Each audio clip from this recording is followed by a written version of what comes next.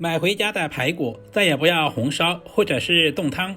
今天分享一道營養又好吃的家常做法，軟爛入味，老人小孩都愛吃。歡迎來到煙火味廚房。準備2根排骨剁成小長段，排骨一定要自己拿回家自己剁，這樣乾淨又衛生，長短也可以控制得更好。剁好的排骨放在大一點的碗中，接下來加入大半勺的食鹽，然後加入1勺普通麵粉。食鹽有很強的滲透力，可以醃製出排骨裡面的血水。麵粉有很強的吸附性，可以吸附掉排骨表面的一些雜質和灰塵。下手翻拌均勻，使每一根排骨的表面都能夠裹上麵粉和食鹽。倒滿没过排骨的清水，大約浸泡20分鐘左右。接下來簡單的準備一些配菜，2根手工腐竹剪成5到6公分左右的小長段。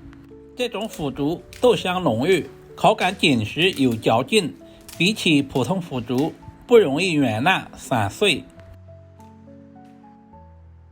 往腐竹裡面加入小半勺的食鹽，加速腐竹的泡花。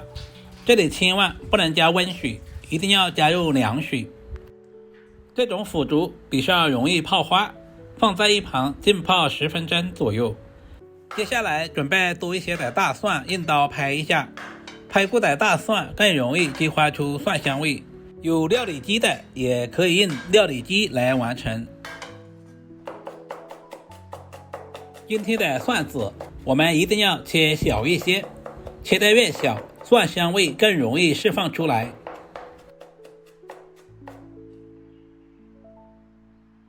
全部切成视頻中這樣就差不多了。把剁好的蒜末放在碗中備用。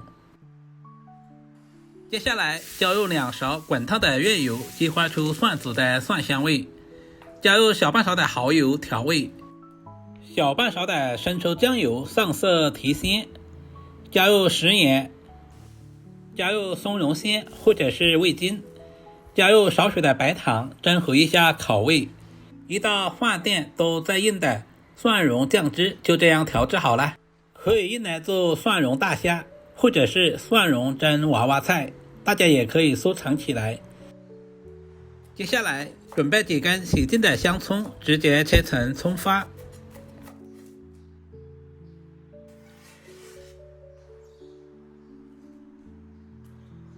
這個時候的排骨也已經浸泡好了，能夠明顯看到泡出了很多的血水和髒東西。把排骨撈出來，再次用清水反覆清洗，或者是放在流動的清水下冲洗，直到把水洗至很清澈。很多朋友習慣把排骨焯水，其實這樣是不對的。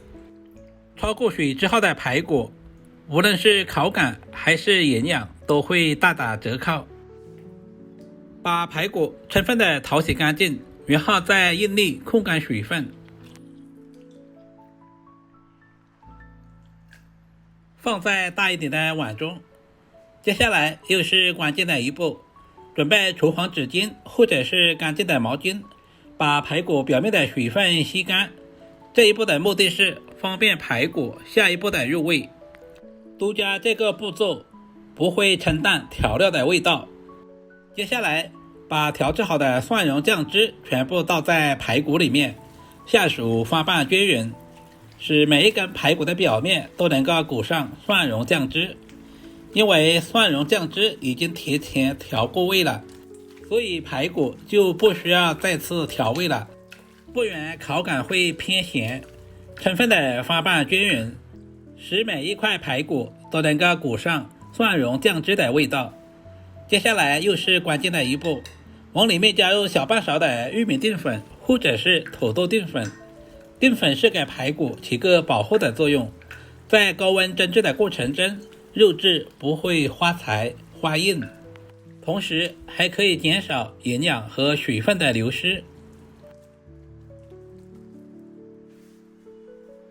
最後加入少許的食用油，锁住排骨的水分。再次抓拌均勻，使每一根排骨的表面都能夠裹上薄薄的一層食用油，放在一旁醃制10分鐘左右，讓排骨充分的吸收蒜蓉醬汁的味道。這個時候的腐竹也已經浸泡好了，每一塊腐竹都吸飽了水分。把浸泡好的腐竹尽力控干水分，這樣方便下一步的入味。把腐竹平鋪在大一點的盤中，接下來把醃制好的排骨平鋪在腐竹表面，盡可能的平鋪開來，這樣方便下一步的受熱。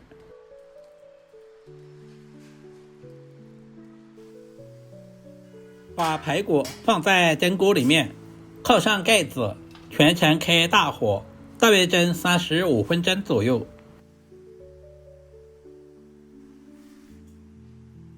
排骨一定要蒸至軟爛，方便老人和小孩食用。時間差不多了，打開鍋蓋的一瞬間，哇，好香啊！整個廚房都是排骨的肉香和蒜香味，聞着都有流口水的感覺。這個時候的排骨也已經脫骨了。親愛的朋友們，視頻都看到這裡了，借您發財的小手點個讚再走唄。您的每一個點讚和留言都是我前進最大的動力，非常感謝您一直以來對阿光的支持與鼓勵。在不燙手的情況下直接取出來。盤中的排骨色澤油亮又圓，每一塊都吸飽了鮮香醬汁。加入切好的蔥花點綴一下，同時增加香味。底部的腐竹吸滿了肉汁，豆香融合入味，口感劲道又入味。整道菜荤素搭配，味道层次格外豐富。不管是配米飯還是當下飯菜，都特別的合適，家常滋味，越吃越香。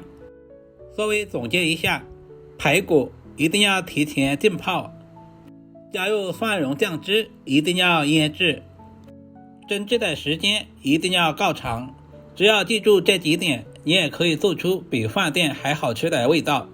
如果今天的視頻對您的廚藝有那麼一點點幫助，就麻煩點讚、收藏、留言並轉發出去。人間煙火，簡單美食，我是煙火味廚房阿光，我們下個視頻再見吧。